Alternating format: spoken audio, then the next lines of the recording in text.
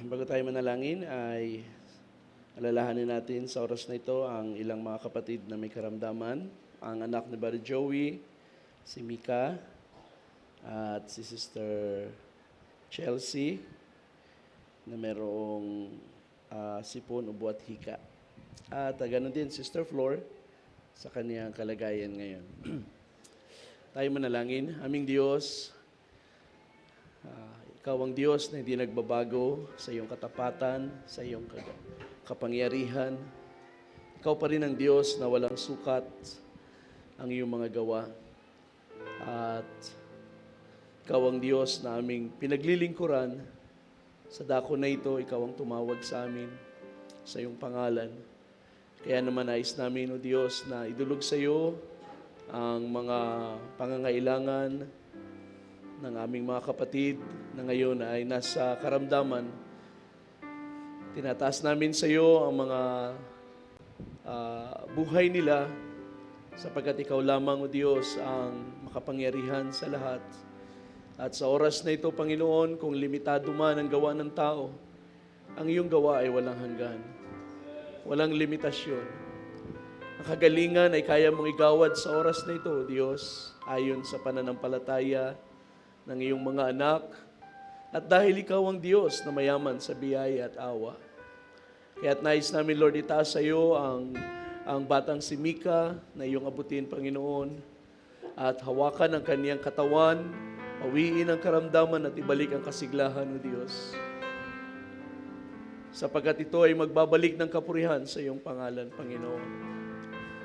Ang aming kapatid, Sister Chelsea, na may karamdaman ngayon, Panginoon, muli, ikaw ang umabot sa kanya at sa iyong mayamang biyaya at awa, O Diyos, ay iyong hipuin ang kanyang katawan. Pawiin ang lahat ng gawa ng kaaway at palitan ng kalakasan at kapangyarihang nagmumula sa iyo. Ang aming kapatid, Sister Flor, na pabalik-balik ang karamdaman ng kaniyang katawan, Panginoon, naming dalangin ang paggawa mo sa kaniyang buhay. Bigyan mo siya ng pananampalatayang lubos na maangkin ang iyong pangako. Sapagkat naniniwala kaming kalooban mo na kami ay maging masigla ang pangangatawan sa paglilingkod sa iyo. At kung ikaw man ay nagpahintulot ng mga karamdaman, ito ay hindi para manghina ang aming pananampalataya.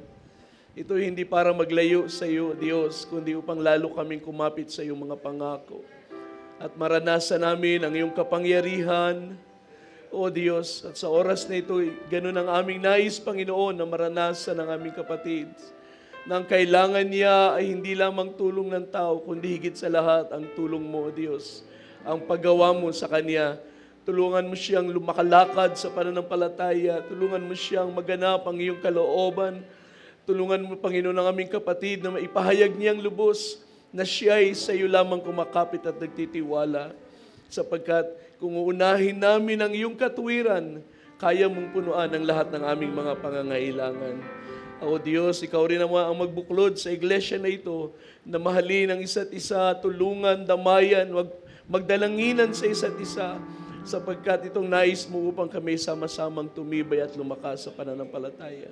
Salamat sa iyo, O Diyos, at sa umagang ito, aming inihahanda ang aming mga buhay, at ang iyong mga salita nawa ay maging masaganang muli na iyong ipahayag at dalhin ang iyong banal na Espiritu sa puso ng iyong mga anak. At gawin mo, Panginoon, ang aming mga puso ay bukas at maging gaya tulad sa puso, sa lupang mataba na matatamnan at magbubunga ng kapurihan sa iyong pangalan. Purihin ka ang lahat ng ito'y aming samudalangin sa iyo at lubos na inaangkin aming tatanggapin sapagat ang lahat ng ito'y aming itinataas sa pangalan ng aming Panginoong Kristo Jesus.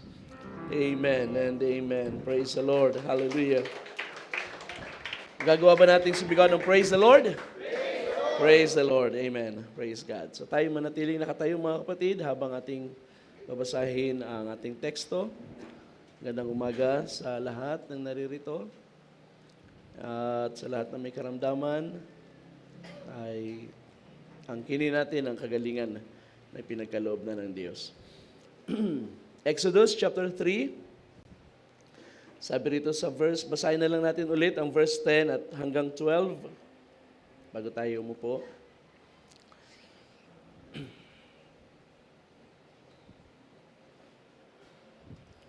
And now come, I will send you to Pharaoh, so that you may bring my people, the sons of Israel, out of Egypt. But Moses said to God, who am I, that I should go to Pharaoh, and that I should bring the sons of Israel out of Egypt? And he said, assuredly I will be with you, and this shall be the sign to you, that it is I who have sent you. When you have brought the people out of Egypt, you shall worship God at this mountain. Lahat na magsabing amen?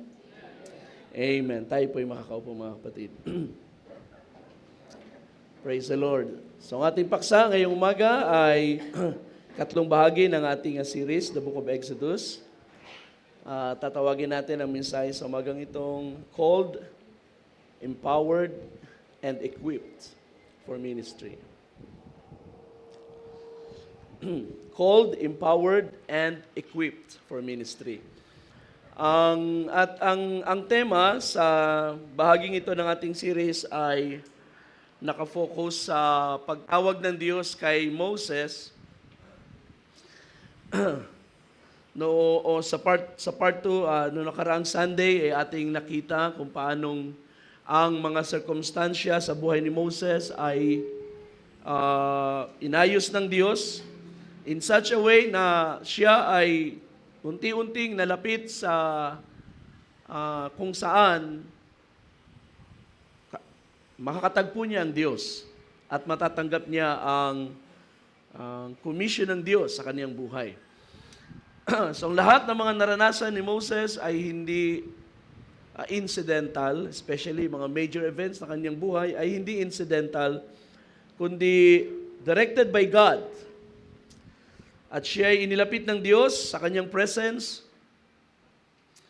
At subalit yun ay isang bahagi pa lamang ng paggawa ng Diyos sa mga tao na kanyang tinatawag. So, tayo na nakaranas ng pagtawag ng Diyos ay gayon din naman. Galing sa iba't ibang mga sitwasyon, iningatan, binantayan ng Diyos at dinala sa tamang lugar kung saan niya tayo kakausapin. At yun ang unang bahagi, sapagkat ang pangalawang bahagi ng pagtawag ng Diyos kay Moses ay ang pagsusugo sa kanya. Ang paglilingkod ay hindi ito yung talagang pagtawag, kundi ang pagtawag ay, ang unang bahagi ng pagtawag ay ang paglapit sa Diyos. God calls us to Him, and then God sends us.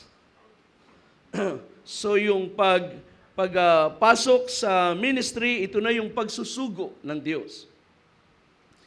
First, there is the calling, and then there is the sending.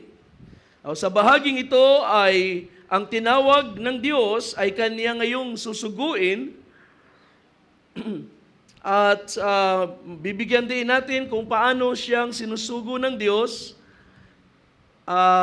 Ang pagtawag ng Diyos ay may kasamang pagbibigay ng kapangyarihan or yung tinatawag na empowering, and then equipping.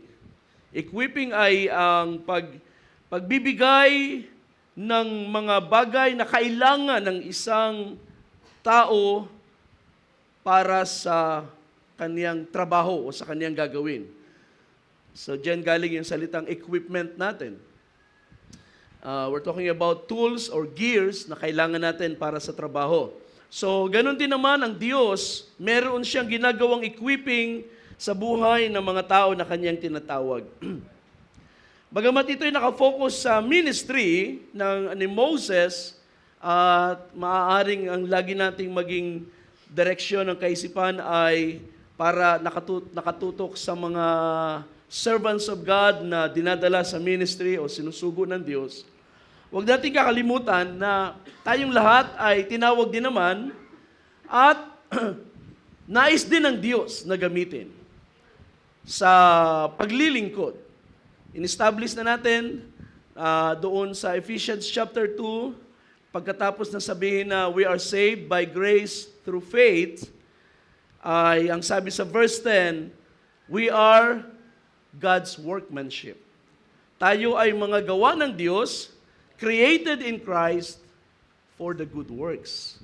Tayo ay gawa ng Diyos kay Kristo, ginawa kay Kristo para sa mga mabubuting gawa. So, ang kaligtasan ay may kalakip na pagsusugo ng Diyos para sa mga bagay na gagawin natin. At ang sabi ng verse na yon, tayo ay tinawag para sa mga mabubuting gawa na Kaniyang inihanda sa pasimula. So, ang mga gawa na ito na ating gagawin ay tapos nang iplano ng Diyos. Doon pa sa pasimula ng Kaniyang pagpili sa atin ay itinakda na ng Diyos kung ano ang ating gagawin. So it is very important ng bawat isang mananampalataya ay ma-recognize nila hindi lamang ang pagtawag, kundi ang pag-alam, ang pagkaalam kung ano ang dahilan na sila'y tinawag ng Diyos, anong gawa ang nais ng Panginoong ma-accomplish sa ating buhay. Maaaring madali nating ma-identify ang mga tao na tinawag o sabihin natin may pinagagawa ang Diyos sapagkat nakikita na natin silang nangangaral, tumatayo sa likod ng pulpito, na mayroong paglilingkod na ginagampanan sa iglesia na masasabi nating mahalaga, pero ang karamihan ay maaaring nag-isip anong dapat nating gawin. Sa religion na ating pinanggalingan, which is ang Roman Catholic, there is a division in the church. Merong tinatawag na clergy at merong tinatawag na laity. Ang clergy, ito yung mga lalaki at babae na supposedly ay nakakadama ng calling at sila ay pumapasok sa ministry, papasok sa seminary, ang iba ay magpapari, ang iba ay magmamadre. And then there is the laity, at ang mga laity na ito ay generally, ito yung congregation. At ang congregation ay basically sa religion natin nakagisna, ng congregation ay listener lang. Sila ay receiver lamang ng pagmi-minister. Kaya nung tayo ay nasa ganun pang relihiyon, labas-pasok lang tayo sa simbahan. Maghihintay lang tayo kung anong gagawin ng clergy. Pag sinabi ng clergy na pista, di tayo ay magse-celebrate ng pista. Pag sinabi ng clergy na misa, papasok tayo sa misa, makikinig, aawit, pero ang paglilingkod ay hindi ginagawa ng laity, ng congregation. Ang paglilingkod ay tinatrabaho ng priesthood. Yun yung clergy. Sila yung nananalangin sa Diyos, sila yung nagtataas ng tinapay, ng ostya, sila yung, lahat ng paglilingkod.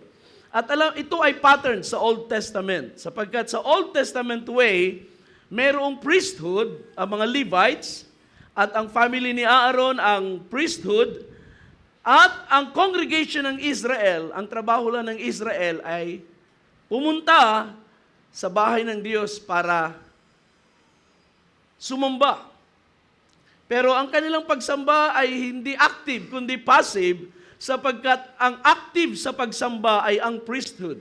Sila yung magkakatay ng hayop, sila yung maglilinis ng mga pinatay na hayop, mag-iipon ng dugo, magsusunog ng handog, magwiwisik ng dugo, mananalangin, at ang mga Israelite basically ay mag-observe lang kung paanong gagawin ng mga priest ang kanilang paglilingkod. Sa panahon ng New Testament, it is a very different thing, mga kapatids. Ang system ng Roman Catholic Church ay kinopya sa Old Testament, pero ang biblical niya na New Testament way of service ay iba. Sapagkat sa New Testament service, the whole people of Israel, the whole congregation is the priesthood. You are the priesthood. Ang high priest natin ay si Jesus Christ. Hindi kayo pupunta sa church para panalanginan. Kayo ay pupunta sa church para manalangin. Hindi tayo pupunta sa gawain para mag-obserba sa mga taong nasa likod ng pulpito, at makinig lamang at maghintay kung anong gagawin ng mga nasa likod ng pulpito sapagkat sila ang gagawa ng paglilingkod. No, that is not the way of the church. At hindi yan ang gusto ng Panginoon sa church. The whole congregation is ministering. Naintindihan ba natin, mga kapatid? It means mula dito sa likod ng pulpito hanggang sa pinakahuling upuan, tayong lahat ay mga worshiper, tayong lahat ay nagsaserve sa Panginoon right now. We're doing God a service. Walang division ng clergy at laity. Kaya nga ang Ephesians chapter 4 ay magandang ma-clarify sa mga mananampalataya sapagkat kapag binasa natin ang King James ng Ephesians chapter 4, it seems na ang lahat ng trabaho ay nasa fivefold ministry.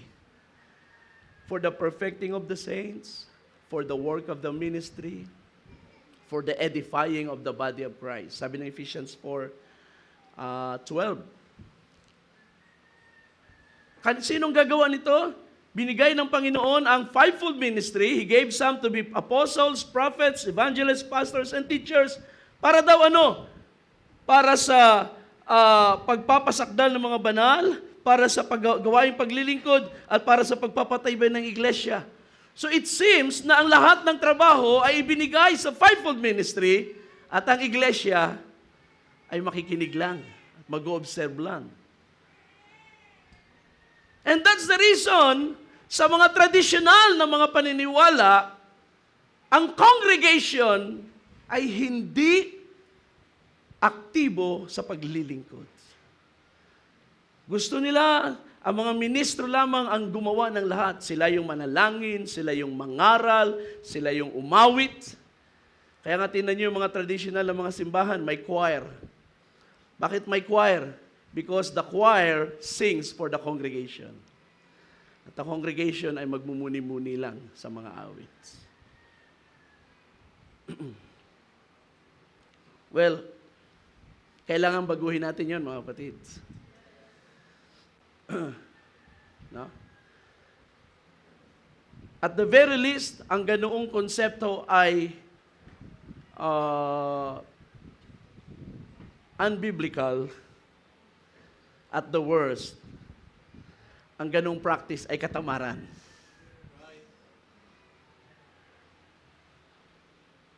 Ang lahat ng kabilang sa katawan ni Kristo ay mga mananambang lahat. Sabi ni Peter, you are a chosen generation, a royal priesthood, a holy nation, that you should show forth the praises of Him who called you out of darkness into His marvelous light. It's not a group of people. It's not a set of people sa likod ng pulpito. It is the whole congregation. That is the royal people of God. Amen. Kaya, kung ating tatanggapin ang pagtutuwid ng salita ng Diyos, it is not just the ministers who have a work to do. The whole congregation have a work to do. Every part of the body of Christ has a work to accomplish. At kailangan niyang ma-establish sa atin at kailangan nating makita ano ang pinapagawa ng Panginoon sa akin bilang bahagi sa mga taong tinawag niya at pinabanal niya. So,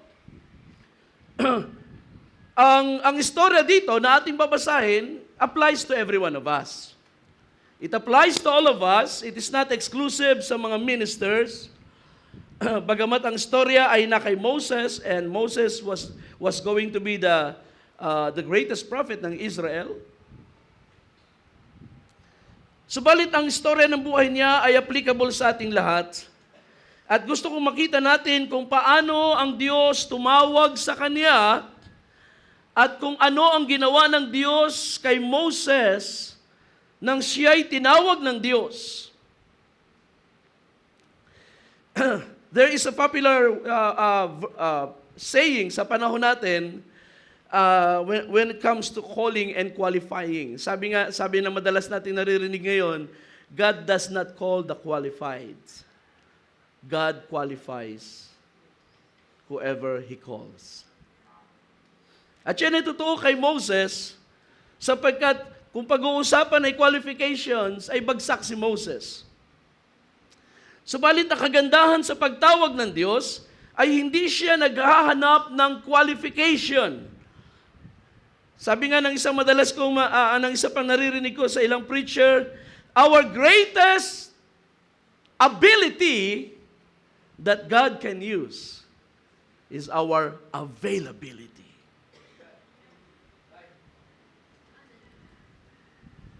Our greatest ability before God is our availability. Ang ibig sabihin, ikaw ay wala kang mang kakayanang gawin sa harap ng Diyos, pero kapag ang Diyos ay tumuro sa iyo at nagsabing, I want to use you, ikaw ay handang magpagamit sa Diyos.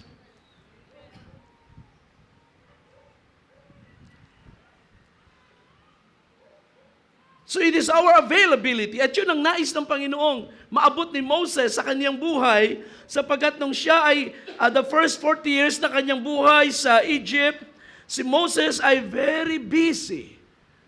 Bagamat unti-unti niyang na-discover ang kalooban ng Diyos sa buhay niya, he was going to be Israel's deliverer. And yet, marami siyang gustong ma-accomplish sa buhay sa lupa.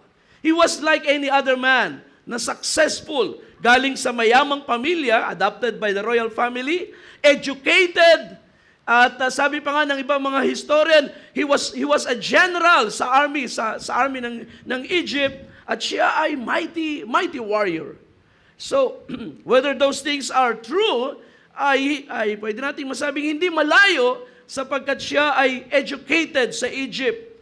At gusto niya ring gawin at the same time ang kalooban ng Diyos sa kanyang buhay, ang plano ng Diyos, which is deliver Israel sa pamagitan sa pamagitan niya. But the first 40 years na kanyang buhay, he was not available talaga sa Diyos. He wants to do his own work. He wants to do it his way. And God cannot use him during that time. And it was not yet the time. And the next 40 years ng buhay ni Moses ay ginugol niya sa pag-raise ng family,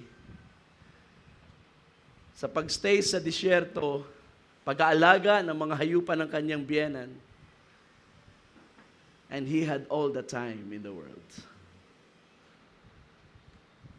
Kaya nung siya tinawag ng Panginoon at the age of 80, wala siyang abilities, but he was available.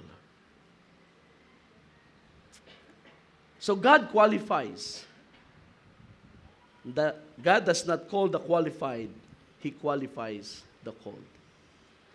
Kaya kung tayo nakaranas ng pagtawag ng Diyos, it is not because tayo'y qualified sa pagtawag. Ay, tatawagin ko tong taong ito kasi nakita ko na siya ay mabait na bata. No, God does not do that. Tayo'y tinawag niya sapagkat tayo pinili niya. Tayo ay na-identify niya, nakilala niya ng una pa as His people. Ano man ang ating sitwasyon nangyari sa lupa because of sin, ano man ang mga choices natin ginawa, they have nothing to do with the calling. God called us by His grace. He called us by His grace. At kung titingin ng Diyos sa qualifications, then wala na siyang kailangang tawagin sapagkat wala ni isa mang taong qualified sa harap ng Diyos.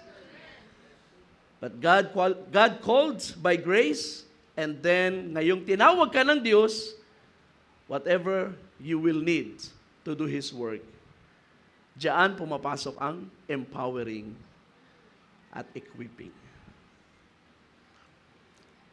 Kaya kung tayo tinawag ng Diyos, as we believe na tayo tinawag ng Diyos, sapagkat narito na tayo sa Kaniyang gawain, nabaptize sa Kaniyang pangalan, nag-respond sa ebanghelyo, sa mensahe, so there is no doubt na tayo nga'y tinawag ng Diyos. Anong magiging kasunod nito, mga kapatid? Get ready for equipping and empowering. And some of us ay in-empower na ng Diyos at in-equip na niya, at ang ilan sa atin ay mayroon ng ginagampanan at alam na nila ang pagkatawag ng Diyos sa kanilang mga buhay. And for some of us, ay maaaring in and out pa rin tayo sa church, but we are not too sure kung ano ang gusto ng Diyos gawin niya sa ating buhay. Pero gusto ko ipakita sa inyo sa umagang ito, hopefully, kung paano ninyo unti-unting makita ang ipapagawa ng Diyos sa inyong buhay. Sabi ng isang preacher, it is a serious thing to be a servant of God. It is a serious thing. And our service must be empowered by His Spirit and controlled by His Word. Hindi lang tayo basta maglilingkod. It is a serious thing. So there must be an empowering. Kailangan merong paglatanggap ng kalakasan mula sa Diyos. So anong ginawa ng Diyos? How did God empower Moses? Nais ko ipakita sa inyo ilang bagay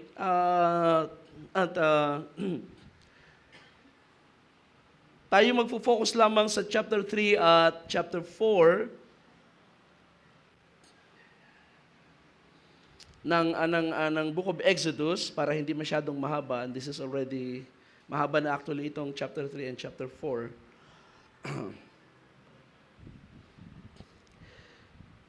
How did God empower and equip Moses? So may ilang bagay na gusto ko ipakita sa inyo. Unang-una, kung inyong binasa ang chapter 3 and chapter 4 at kung inyong nabasa na ito, ay ang isang bagay na inyong maobserbahan, si Moses ay may mga katanungan sa Diyos at marami siyang excuses. He wanted to opt out of the work. Gusto niyang mag-bail out sa trabaho. Ayaw niyang mag-respond sa pagtawag ng Diyos. Marami siyang fear, marami siyang worries. At yan ay mababasa natin limang arguments. Tawagin nating arguments. Merong 5 arguments na kanyang inilatag sa Diyos sapagkat ayaw niyang mag-respond sa pagtawag ng Diyos. And the good thing sa bagay na ito is God answered all his questions and his fears. Okay? The first argument ay mababasa natin sa ating text dito sa verse 10 and 11. Okay, sabi dito ng Panginoon, "Come, and I will send you to Pharaoh so that you may bring my people out of Egypt." But Moses said to God, "Who am I that I should go to Pharaoh and that I should bring the sons of Israel out of Egypt?" So ito yung kanyang unang tanong. Panginoon, sino ba ako? Para humarap kay Paraon, sino ako para pangunahan or ilabas ang mga anak ni Israel sa Ehipto? Sino ako, Panginoon? So ito'y isang, pwede nating sabihin, it's an honest assessment, no? Ina-assess ni Moses sa kanyang sarili, maybe yung kanyang failure 40 years back, ay nagsabi sa kanya, I can't do this. Hindi ko ito kayang gawin. And 40 years later, ay ganun pa rin ang kanyang judgment. Hindi ako ang qualified para sa trabaho na ito. Hindi ko kayang umarap kay Paraon. Nung marinig ko na ako'y papatayin niya, I ran away. Kaya nang sabihin ng Panginoon, "Come and I will send you, Lord. Who am I?" It is an honest question. It is an honest assessment. It is a genuine fear. Okay? There was fear in Moses. Siya ay natatakot. He was afraid of the Pharaoh. Maybe that is out of respect then or shame sapagkat pinalaki siya ni Paraon pagkatapos ngayon ay na-offend niya ang Paraon. So nandun ang kanyang pagkatakot. He was paralyzed by this fear at ngayon, yun ang unang-unang argument na iniharap niya sa Diyos, Panginoon. I'm not the man. Who am I? Sino ba ako? At alam niyo, ang bilis ng sagot ng Panginoon and the answer was very clear. Sabi ng Panginoon, sabi ng Panginoon sa verse 12, assuredly, I will be with you. Ang sagot ng Diyos ay hindi direktang sagot sa tanong ni Moses, sapagkat ang tanong ni Moses, sino ako? At pwedeng sabihin ng Diyos, you are nothing. Pero hindi yun ang sinagot ng Diyos. Ang sinagot ng Diyos, I will be with you. Sapagkat alam na ni Moses ang sagot sa kanyang tanong. I am nothing. I can't do this. I am not qualified. I don't have the abilities to do the work. Pero ang sagot ng Diyos, I will be with you. Isn't that wonderful, brothers and sisters? Na ang unang-unang bagay na ibinibigay ng Diyos sa mga taong susuguin niya ay ang sarili niya. Hallelujah! Hindi, bago siya magbigay ng kapangyarihan, bago siya magbigay ng karunungan, ang unang-unang binibigay ng Diyos ay ang kanyang sarili. I will be with you. Praise God! Alam niyo nang si Abraham ay tinawag ng Diyos, ay ganun din ang sinabi ng Panginoon kay Abraham. Pagkatapos niya sumunod at si Abraham ay nagsimulang magtanong, alam niyo bang ang sabi ng Panginoon? Abraham, I am your exceeding and great rewards. Hallelujah! Simula siya mag-worry kung ano mangyayari sa kanya sa Kanaan, wala siyang anak, tumatanda siya, baog silang mag-asawa. Pero ang sagot ng Panginoon sa kanya, I am your reward, Abraham. Lumakad ka lang kasama ko, huwag kang lumayo sa akin. I am your reward. At ang lahat ng mga pangako ko sa iyo ay gagawin ko sa tamang panahon. At yan ang ibinigay ng Diyos kay Moses, I will be with you. Kaya mahalaga na ating ma-establish, mga kapatid, hindi kung sino tayo. In fact, sa ministry, sabi ko nga, nobody is qualified. No preacher is qualified to preach. No man is qualified to prophesy or to stand as an apostle. Nobody is qualified. God will qualify. Hallelujah. Pero bago kay qualify ng Panginoon, ang unang-unang ibinibigay niya ang kanyang sarili, He wants to assure us. It doesn't matter kung ano tayo, ang mahalaga kung sino yung kasama natin. At ang kasama natin ay ang Diyos na tumawag sa atin. Amen. Kaya nga si David, nung siya yung bata pa, the teenager David, he was not afraid of Goliath. He was not afraid of Goliath. Bakit? Sapagkat ang batang si David ay isang binata na bagamat walang malaking karanasan sa battle, pero maraming karanasan sa presensya ng Diyos. Maraming karanasan na kanyang na-assure na kasama niya ang Diyos at kapag siya'y tumawag sa Panginoon, tinutulungan siya ng Panginoon. Amen. Kaya sabi niya, ang lalaking ito si Goliath, ang higanting ito ay papatahin ng Diyos. Sapagkat dinefine niya ang Panginoon ng langit at lupa. Sabi ni Goliath, bakit para ba akong aso dito? Bakit batang inyong pinadala? Pero sabi ni David, I do not come to you with sticks. I come to you in the name of the Lord. Ang pinresent agad ni David ay hindi ang kanyang kakayanan, kundi ang kasama niya. Amen? Amen. Kaya, sa lahat ng paglakad natin, kung tayo ay sinugo ng Diyos, we can rest assured na kasama natin ang Diyos, and we can speak to Him, and we can give all our worries to God. Panginoon, tinawag mo ko sa ministry, pero tinan mo, wala akong anak. Sabi ng Diyos agad, I am your exceeding rewards.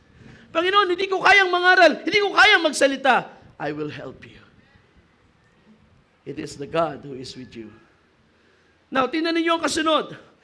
ang pangalawang tanong agad ni Moses sa verse 13. Sabi niya, "Behold, I am going to the sons of Israel, and I will say to them, the God of your fathers has sent me. Now they may say to me, what is his name? And what shall I say to them?" Ito yung napakagandang tanong din naman, sapagkat mahalaga na kilala natin yung kasama natin. Of course, may kasama tayo, pero sino ba siya? Sino siya na kasama natin?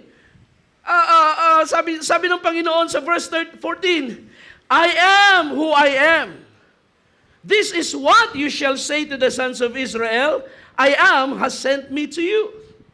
At sabi sa verse 15, "This is what you shall say to the sons of Israel, Yahweh, the God of your fathers, of Abraham, of Isaac, and Jacob, has sent me to you. This is my name forever, and this is the name for all generations to use, to call upon me."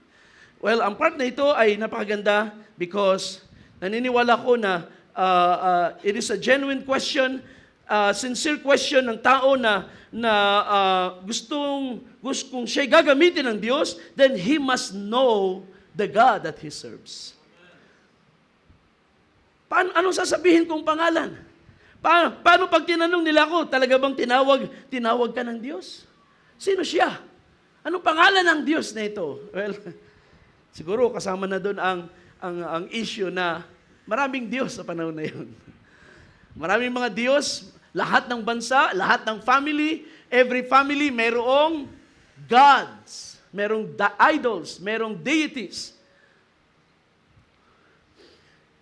And it is normal sa isang messenger, kung siya'y susuguin at siya'y haharap sa mga tao o kanino man, it is normal na alamin nung kanyang mga kausap kung saan siya galing at sino ang nagsugo sa kanya. You know, si Jesus ay inimbestigahan ng mga Fariseo. Who gave you this authority? Sino nagsugo sa iyo? Who gave you this authority? Para ikaw ay magpatawad ng mga kasalanan, magpagaling ng mga karamdaman. Who gave you this authority? So they wanted to know. Kung si Jesus ay sugo nga ng Diyos, then he must know kung sino ang nagsugo sa kanya. Of course, alam ni Jesus. Pero sa part na yon, hindi sinagot ni Jesus ang tanong nila. Instead, ibinalik ang tanong. Kung sasagutin ko sa kayo, pero sagutin niyo muna ang tanong ko. Si Juan, saan galing si Juan? Saan galing ang ministeryo ni Juan? Sa tao ba o sa Diyos? At ayaw nilang sagutin. You see? Now that is yan ay norm, yan ay natural na sitwasyon that when somebody sends you, kilala mo kung sino ang nagsugo sa iyo. At ang Diyos ay napakabuti sapagkat hindi siya nagtatago ng kanyang sarili sa kanyang mga servants. Kung ikaw ay servant of God, you will have an intimate knowledge of your God. Oh my. Hindi ka pwedeng maging servant of God and yet ignorante ka sa Kanya. At yan ay totoo sa lahat ng mga sinugo ng Diyos. Halimbawa, si Peter. Si Peter pa lang, nang si Jesus ay nagtanong, "Who do you say that I am?" Ang bilis na sagot ni Peter, "You are the Christ, the Son of the living God." Diba? At sa John chapter 4, ay nagkaroon ng conversation si Jesus sa Samaritan woman. Ang mga Samaritano ay sumasamba sa isang bundok. Ang mga Hudyo ay sumasamba sa Jerusalem.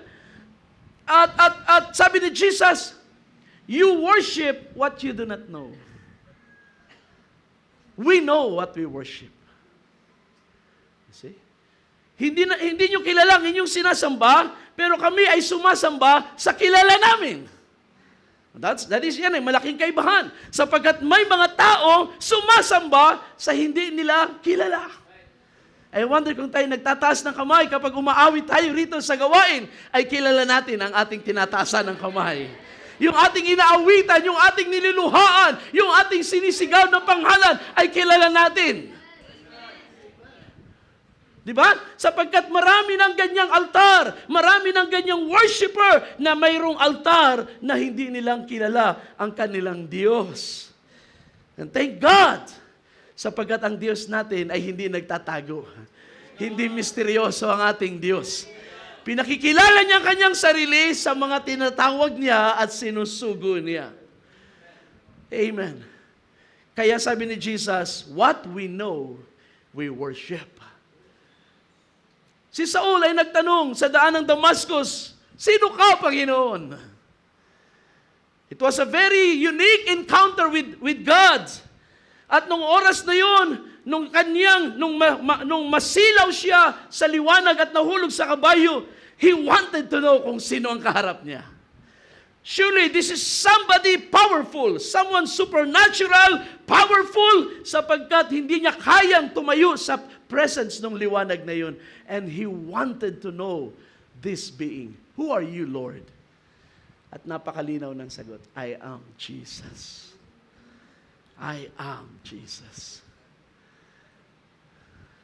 Kaya minsan marami nako-confuse. Gusto nilang paghiwalayin ang mga deities at hatiin sa tatlo at bigyan ng mga distinction. Pero kung makikita natin, ang pattern ay napakaganda at napakasimple sa Old Testament. What God was doing in the Old Testament, God is doing the same sa New Testament. Maaaring mayroong kaibahan ng paggamit ng mga sabihin natin ng katawan or ng manifestation, but it is the same God. Yung Diyos na nasa burning bush, na na-meet ni Moses, ay pareho ring Diyos na naandun sa liwanag na nakasalubong ni Pablo sa daan ng Damascus. Nung magpakilala ang Diyos sa burning bush, sa pangalang Yahweh. Pero sa panahon ni Pablo, nagpakilala ang Diyos sa pangalang Jesus. But it's the same God. Hallelujah. You see? So it is very important that we have personal knowledge of the God that we serve. Kaya simula noon, si Pablo ay merong isang malinaw na conviction. Anong sabi niya sa 2 Timothy 1:12? I know whom I have believed. Perhaps, bago siya dumating sa encounter sa Damascus, kilala niya ang Diyos ng Israel by name, pero hindi pa niya ito na-encounter in the same way. Kilala lang niya sa librong, kilala lang niya sa mga istorya, kilala niya sa mga conversation, pero iba ang pagkakilala niya kay Jesus. Ito ay actual, supernatural, real experience. At ito'y nagbago ng kanyang buhay completely. I know whom I have believed. You see? Sapagkat kapag nang yun ay sinabi ni Pablo, alam niya na yung kanyang sinampalatayanan ay hindi lang niya nabasa sa aklat. Namit niya sa kanyang buhay. Hindi lang niya narinig sa mga preacher, nakatagpo niya ang Diyos na ito na kanyang sinasampalatayanan. Kaya sabi niya, I know whom I have believed. And that's the reason, brothers and sisters, kung hindi niyo masasabing kayo talagang tinawag ng Diyos until there was a time ng buhay ninyo na namit niyo ang Diyos in that supernatural experience. Maaaring hindi burning bush, but nevertheless, that is supernatural sapagkat ang Spirit God, ang Diyos na Almighty ay bumaba para ikaw ay katagpuin. That itself is supernatural. At hindi yan imagination, it's a real experience, mga kapatid. Hallelujah! Kaya nga, pwede nating sabihin sa mga tao at sa ating lahat, ay pwede kong sabihin, don't go out, don't do ministry until you get to know your God. Sapagkat pag kayo ay tinanong, ba't ka nag-share dito? Sino ba ang Diyos mo? Pag ikaw ay nagsimulang umawit, nagsimulang mag-minister, tumayo sa likod ng pulpito, at ikaw ay tanungin ng mga tao, sino ba ang Diyos na yung pinaglilingkuran? Kung hindi mo kilala, mahihirapan kang makonvince sila. Pero pag tayo tinawag ng Diyos, of course, He will give you that experience. Pangatlong argument ni Moses. Chapter 4, verse 1. Laktaw lang tayo muna. Ang pangatlong argument ay sabi dito ni Moses, what if they will not believe me or listen to what I say? For they will say to me, the Lord has not appeared to you. In other words, Paano kung hindi sila makonvince? Nasabihin ko, si Yahweh, Yahweh ang Diyos ng ating mga magulang. Siya ang nag-utos sa akin dito. Oh, paano mo masasabi ikaw ay tinawagan ng Diyos? Na-meet mo ba talaga ang Diyos? Talaga bang sinugo ka niya? Ano ang inyong katibayan? Sa panahon ni Jesus ay ganun din ang tanong ng mga tao. What sign do you give? Are you really the Messiah? Give us a sign. Prove na ikaw nga ang Messiah. We have Moses. Remember, ang kanilang pinagmamalaki ay si Moses. We have Moses.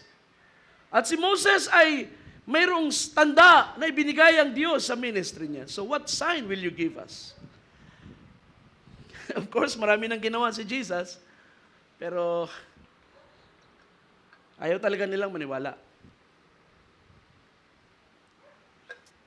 Kaya, magtanong ang mga Pharisees, hindi na sila sinagot ng Panginoon ng direkta. Ang sabi lang niya, walang tanda na ibibigay sa generation na ito, kundi ang tanda ni Jonas. Now look at Moses. Sa part na ito ay nagbigay ang Diyos ng tanda sa kanya.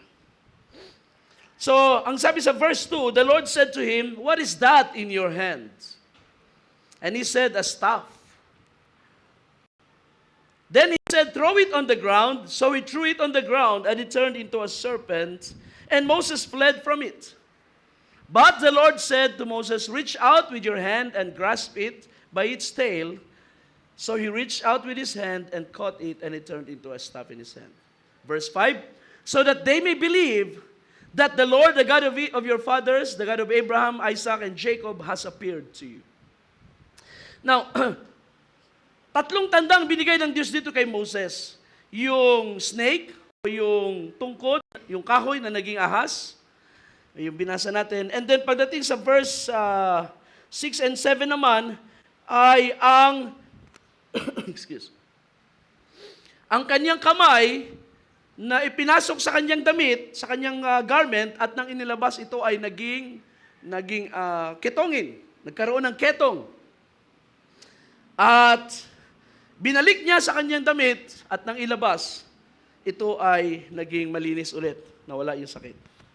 So, that's the second thing. And then the third sign na binigay ng Diyos, kung hindi pa sila maniwala sa dalawa na yan, then kukuha ka ng tubig sa ilog ng Nilo, ibubuhos mo sa lupa, and the water will be turned into blood. Mabasa niyo yan sa verse 9, I think, verse 9.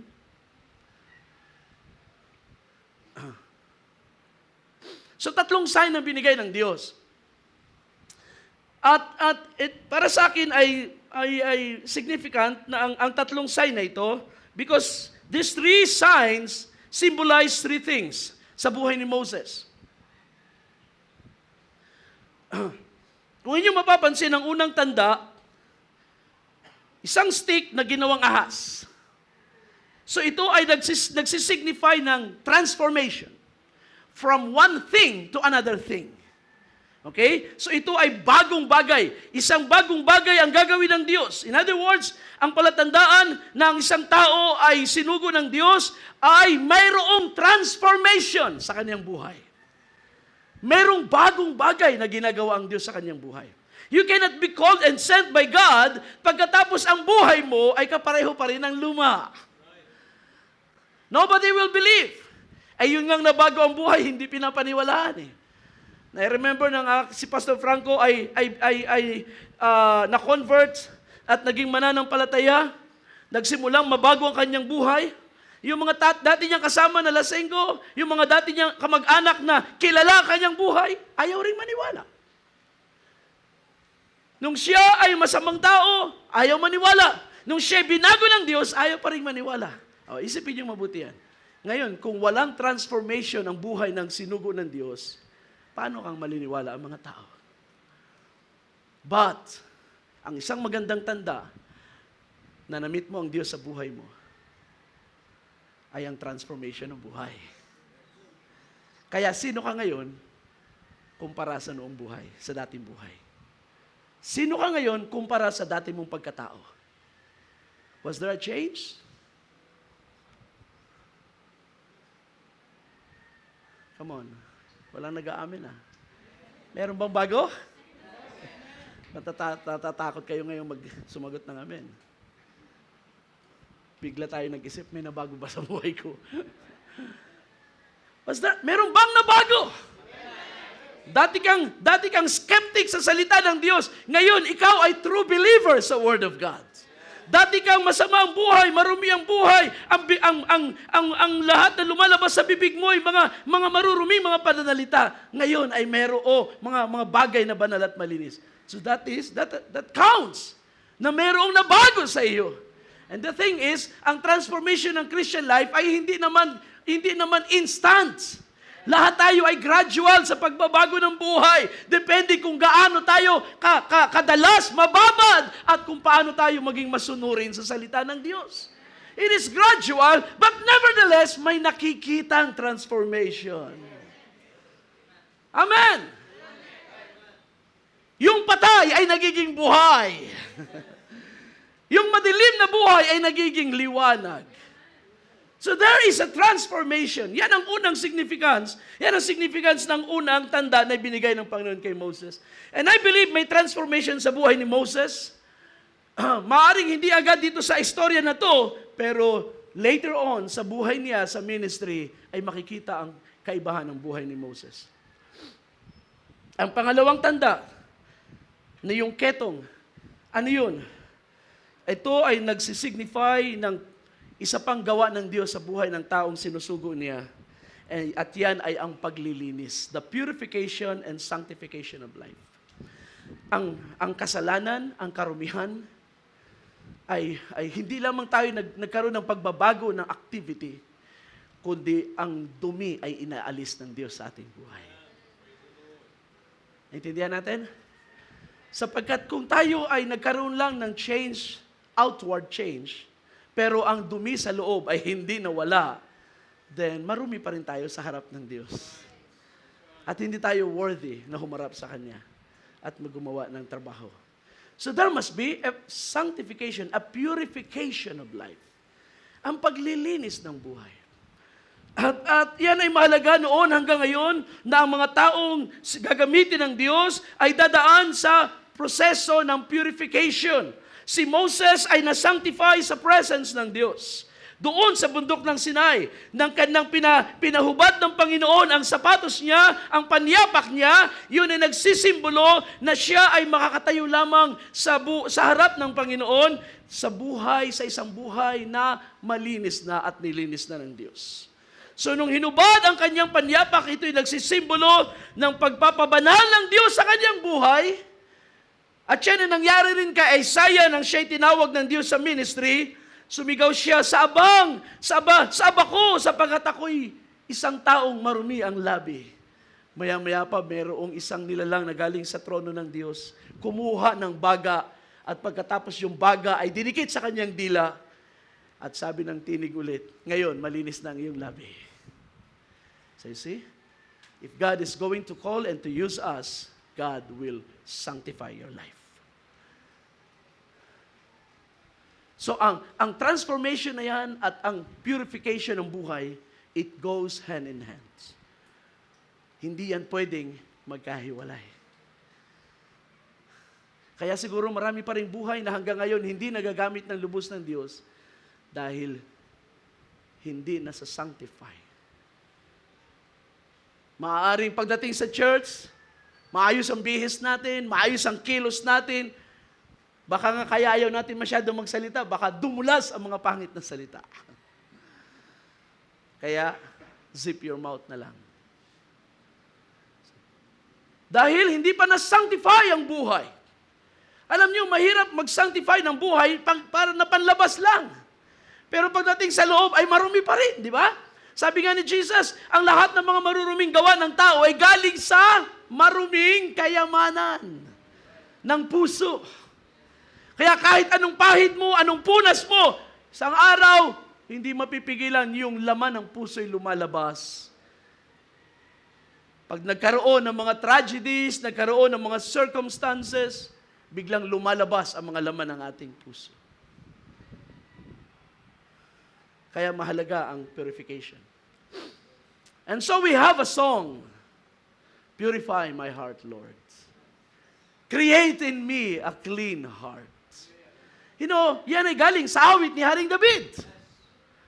Nung ma-recognize niya ang kanyang kasalanan dahil sa nangyari sa ginawa niya kay Bathsheba, siya humingi ng tawad sa Panginoon, and he was so sad sa mga offenses niya sa Panginoon. At sabi niya, ako talaga ay pinanganak na makasalanan, pinaglihing makasalanan ng aking ina. Walang bagay na marumi na mabuting nananahan sa akin. Sabi niya, hugasan mo ako, Panginoon. Yun ang dapat nating maranasan kapag tayo ay may mga offenses. Huwag nating gawing maliit ang ating mga offenses. Panginoon, sorry. Panginoon, sorry, hindi ko na ulitin. Lumuhod ka, umiyak ka. Kailangan maramdaman mo, mali ito, hindi tama ito, at mauulit ito unless ang aking puso ay linisin ng Diyos. Hallelujah! Unless ang aking puso ay hugasan ng Panginoon, babalik at babalik ang mga marunuming mga mali na mga activity na ito. Kaya sabi niya, create in me a clean heart, O God. Renew a right spirit within me. Hallelujah. Well, ano ang pangatlo? Ang pangatlong tanda, ayun na nga, sabi ng verse 9, you shall take some water from the Nile and put it on the dry ground, and the water which you take from the Nile will turn into blood on the dry ground. Now, this is a different sign. Ang una at pangalawa ay similar sapagkat yung stick, ginawang ahas, bumalik. Sa pagkaahas, yung malinis na kamay, naging kitongin at nilinis ulit. But this time, yung tubig na naging dugo ay hindi bumalik sa tubig. Binuhos ang tubig at naging dugo. And I believe this signifies judgment. Judgment, at ito ay hindi judgment sa buhay ng servant, kundi ito'y judgment sa buhay sa mga tao na hindi makikinig sa salita na dala ng servant of God. Judgment. At mapapansin natin, later on ay makikita ninyo na ang tanda na ito ay hindi na ginawa ni Moses as part ng sign sa mga as part ng sign, kundi ito ay naging pasimula ng plagues. Ito ang naging una sa 10 salot na ibinuhos ng Diyos sa Egypt. So this is different. This is judgment. Ito ay hatol ng Diyos, nagsisimbolize ng hatol ng Diyos na ang mga tao na hindi makikinig sa kanyang sinugo na may dalang salita ay tatanggap ng paghatol mula sa Diyos. Parang sabihin natin, well, siguro kay Moses lang yan kasi si Moses is a prophet at malaki ang trabaho niya. But it is the same thing sa atin, mga kapatid. I tell you, kapag tayo ay lumakad sa inspirasyon ng Diyos, ng Espiritu ng Diyos, at tayo ay nanggusap ng salita ng Diyos, and people reject it, they will receive judgment. Tatanggap sila ng paghatol. Maaring hindi mo agad ito makita. Maaring hindi nila ito ma-realize.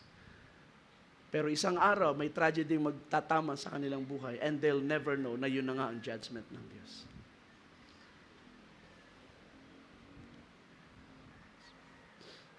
At yan ay totoo sa mga servants of God. Kahit naman kay Jesus, ang bayan ng Israel, the whole nation of Israel was judged by God for rejecting the Messiah. Doon yung generation na yun ay hinatulan ng Diyos. 40 years later, sila ay pinuksan ng Diyos sa pamagitan ni General Titus. At ang Jerusalem at ang templo mismo ay sinunog ng Diyos. And that generation received the wrath of God. You see? So there is always judgment. Bakit? Sapagkat ang salita ng Diyos, kapag ito ay i-deliver natin, it is no longer our own. It is God's word. At ang pananagutan ng mga tao ay hindi sa atin, kundi sa Diyos na.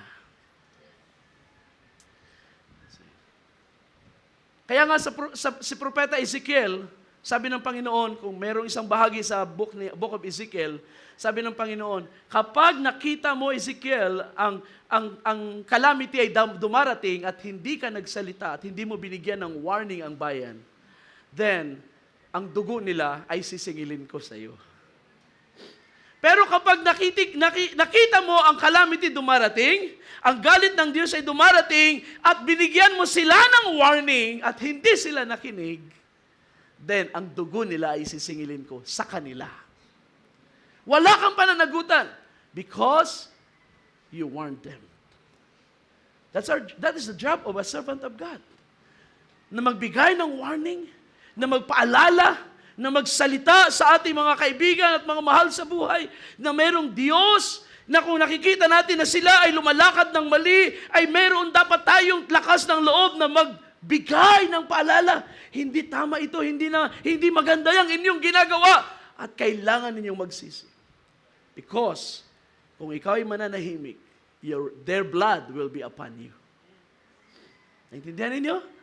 Sisingilin kayo ng Diyos.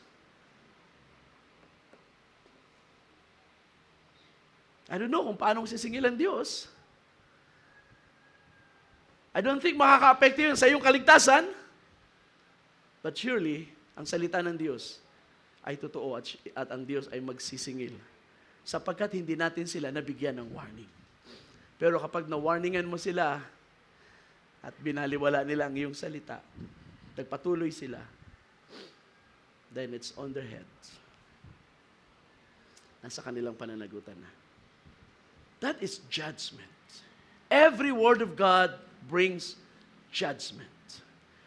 Ang salita ng Diyos ay lagi nagbibigay ng paghatol. Hinahatulan nito ang kasalanan. If a person repents, ang hinahatulan ng Diyos ay ang kasalanan, pero ang buhay ay naliligtas.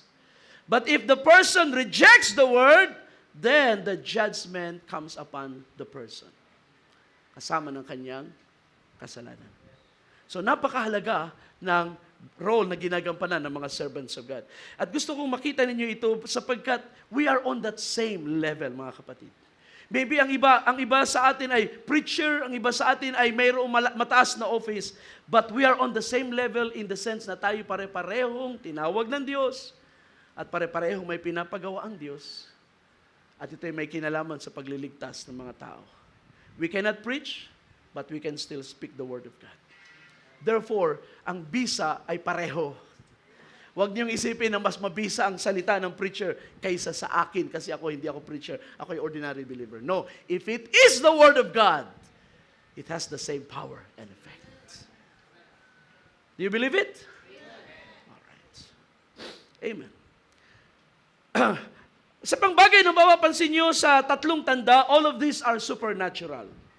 Stick turned into snake, diba? At yung ketong na lumabas at nawala, and then yung tubig na naging dugo, all these are supernatural.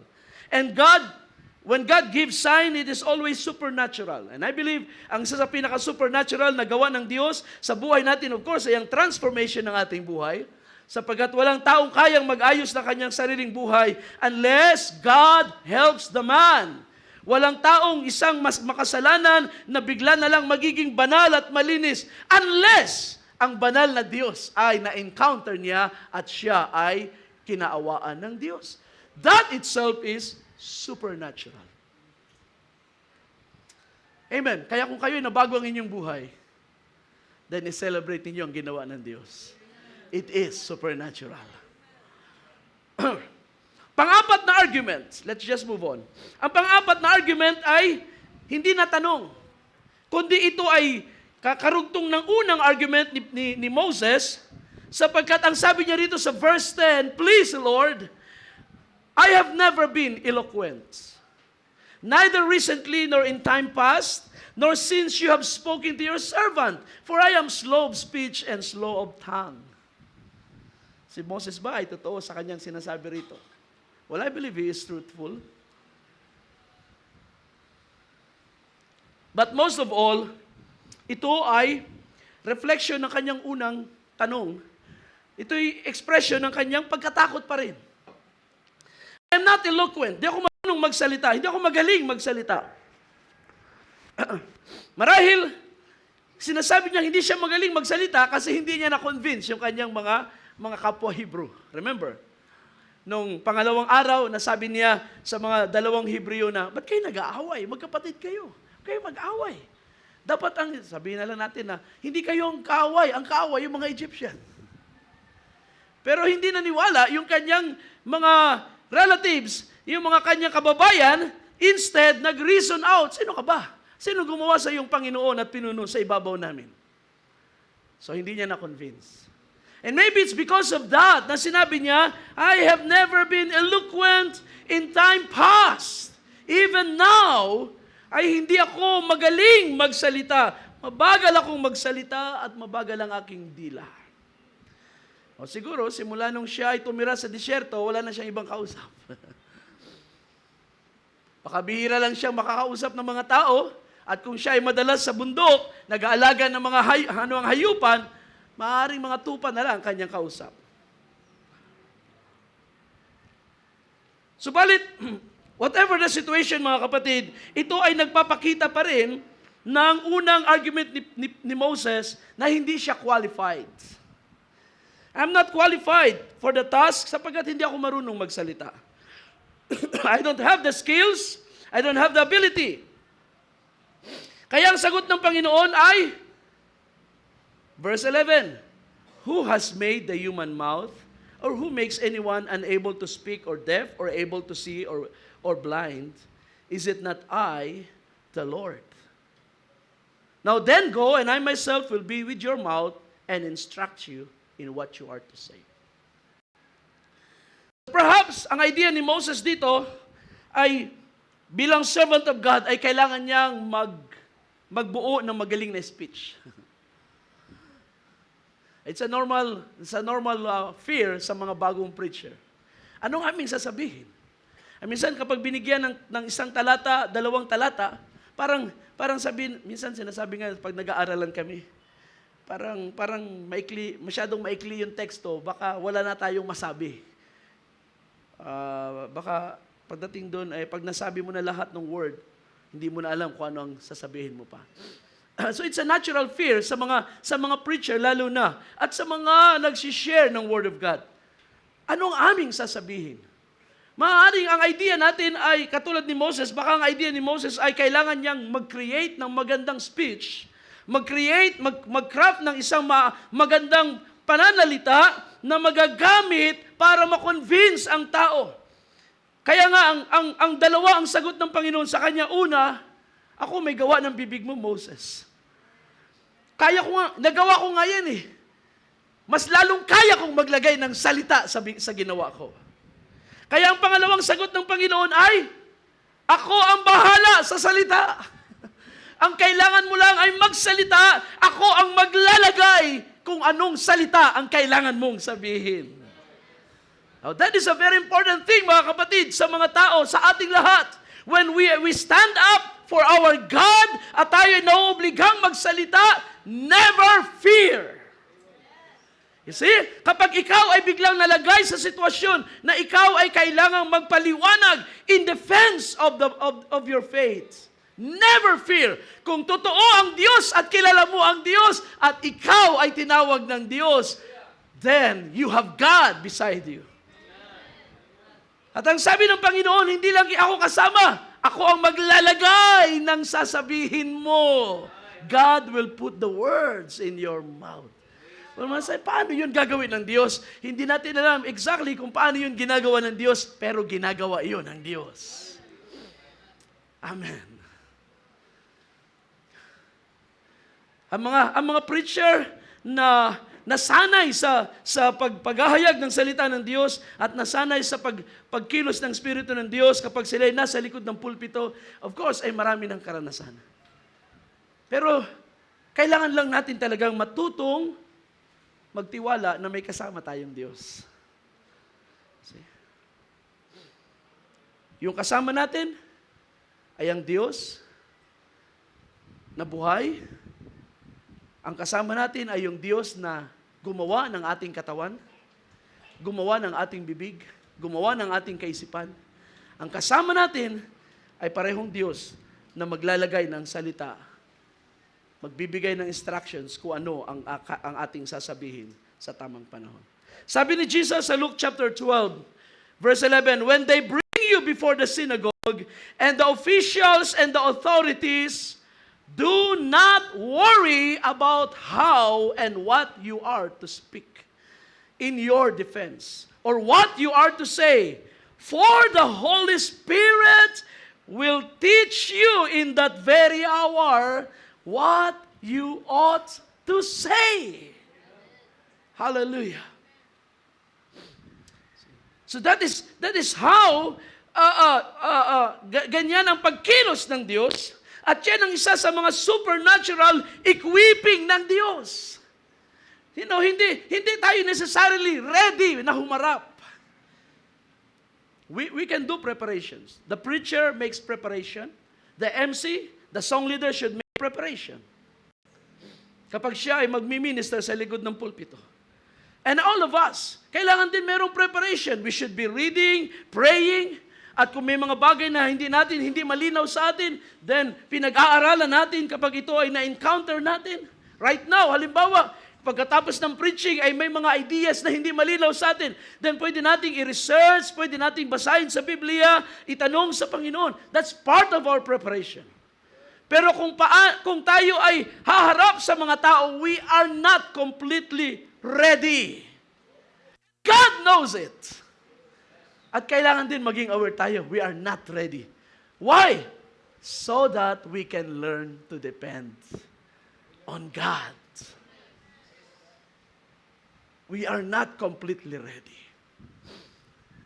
Pwede nating paghandaan. Even ang debate, kapag inilalatag ang argument, na pagdidibatihan, paghahandaan ng mga debaters, pero on the spot, at the moment ng debate, maaari mapunta sa kung saang mga topic ang debate, wala sa kanilang pinaghandaan. It can happen. We are never ready. But if God is with us, and we are called by God, you see, our greatest ability is our availability. Be available for God. See, sapagkat when you're available, then mararanasan mo ito. The Holy Spirit will tell you what you ought to say. See? That is the difference sa ating pananampalataya, mga kapatid, sa Kristyanismo. The Holy Spirit is a real experience sa buhay natin. When you talk about Islam, when you talk about other religions, marami silang karunungan, but it is based on intellect. Samantalang pagdating sa pananampalatayang Kristiyano, yes, we study, yes, we do research, but we have the Holy Spirit besides our studies. And in fact, that is the most important thing. Sabi ni Jesus, when the Holy Spirit comes, He will remind you. Ipapaalala niya sa iyo kung ano ang mga sinalita ko sa inyo. At yun ang napakagandang bahagi. That is why we study and we read. At pagdating sa conversation, maaaring wala kang ma-recall, pero at that moment ay pwedeng ipaalala ng Holy Spirit ang mga nabasa mo, narinig mo, sinampalatayanan mo. So the Holy Spirit is teaching you. Yes, brothers and sisters, it doesn't matter kung tayo ay hindi marunong magsalita. Because the important thing is, yung gumawa ng ating bibig kasama natin at naglalagay ng salita sa ating mga labi. 4 ng argument ni Moses, lahat ay sinagot ng Panginoon. Ang pang-5 argument ni Moses ay simple na lang. Ayaw na lang niya talaga. Sabi sa verse 13, but he said, please Lord, send now the message by whomever you will. Talagang ayaw na lang niya. Magsugo ka na ng iba, Panginoon. Well, at this moment, ang sabi ng verse 14, galit na ang Diyos. Then the anger of the Lord burned against Moses. Napipikon din naman ang Diyos, ano? Pang-4 na argument, pang-5, nagalit na ang Panginoon kay Moses. And yet, sa oras na ito, ang galit ng Diyos ay hindi pumatay kay Moses. Hindi sinabi, sige, kung ayaw mo, malis ka na dyan. Nagalit ang Diyos, and yet, ang biyaya ng Diyos ay nag-provide pa rin ng solusyon. Sabi rito ng Panginoon, is there not your brother Aaron the Levite? I know he speaks fluently He is coming out to meet you, and He will be overjoyed when you meet. May sagot pa rin ng Diyos sa panlima. Yun talagang ayaw na. Samahan ka ng iyong kapatid.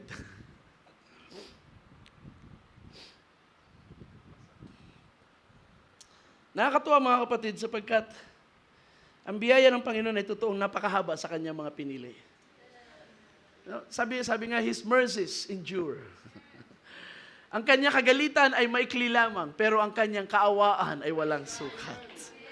Nagalit na ang Diyos dito, and yet mas mahaba pa rin ang long suffering ng Diyos.